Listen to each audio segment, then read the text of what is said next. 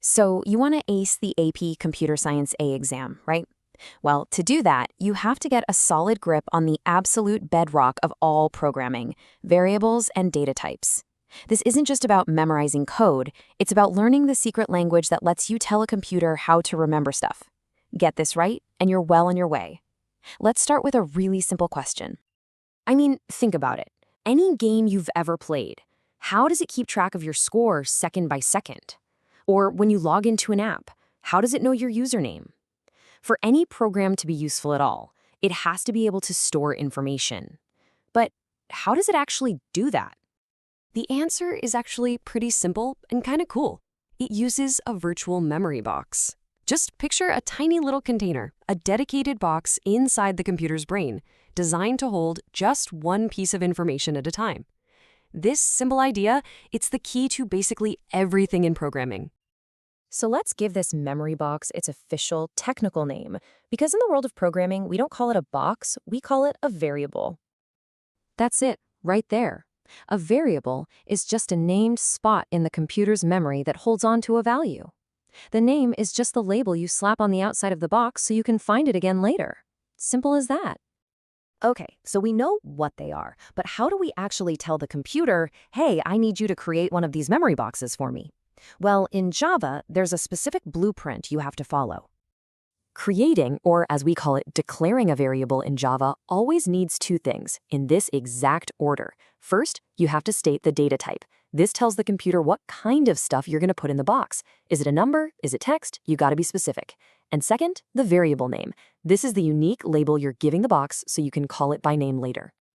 And this is what that blueprint looks like in actual Java code.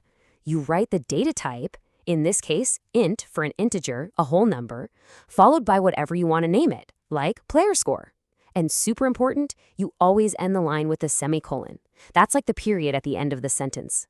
And boom, you've just told the computer to reserve a memory box for a player score. Now, let's zoom in on that first part, the data type, because you can't just throw anything into any box. You have to pick the right kind of box for the information you have. For the AP exam, you really need to know 4 of these fundamental or primitive data types like the back of your hand. This table right here is your core toolkit. It's pretty straightforward. If you've got whole numbers, you use int. If you've got numbers with decimals, like money, you use double. For simple logic, something that can only be true or false, you use boolean. And for just a single text character, you use char. Oh, and look closely at that char example. See how it uses single quotes, not double quotes? That's a key detail. These 4 are your foundation. Okay, quick pop quiz. Let's say you need to store the average grade for a class, and that average is something like 88.5. Which data type are you going to use? Well, it's a number, but it has a decimal point, right? That's the big clue. So you'd reach for a double. It's all about picking the right tool for the job. All right, so we've made an empty box. That's kind of useless on its own, isn't it? Now it's time to actually put something inside it and get that variable to do some work for us. Giving a variable its very first value is called initialization. And while you can do it in 2 separate steps, it's way more common and just cleaner to do it all on one line. Just like this. Here, we're declaring an int called number of lives and using the equal sign, which is the assignment operator, to put the value 3 inside it, all in one go. And here's where the magic happens. Once a variable has a value, its name becomes a stand-in for that value. Anywhere the computer sees the name number of lives, it doesn't see the letters. It looks inside the box and sees the number 3.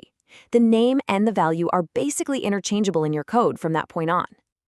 Okay, now for a super important section, especially if you're aiming for a top score on that exam. Let's talk about the common traps people fall into. They're really easy mistakes to make, but they're also really easy to avoid once you know what to look for. This is, without a doubt, the most common error, a type mismatch.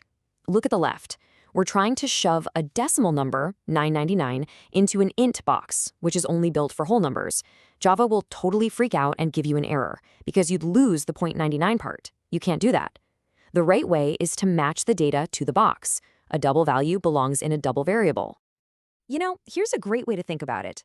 A variable is like a suitcase. You have to pack the right stuff in the right one. You wouldn't stuff your muddy shoes in your little toiletry bag, right? It's the same idea here. You always have to match the value you're storing to the data type you declared for it. So let's wrap this all up. What we've really been talking about today isn't just some random concept from a textbook. This is your very first and maybe the most important tool in your entire programming toolkit. So let's do a quick vocabulary check. Make sure all these terms feel familiar. You've got your variable, that's the box. You've got its data type, which tells you what can go inside. The act of creating the box is declaration, and putting the first thing in it is initialization.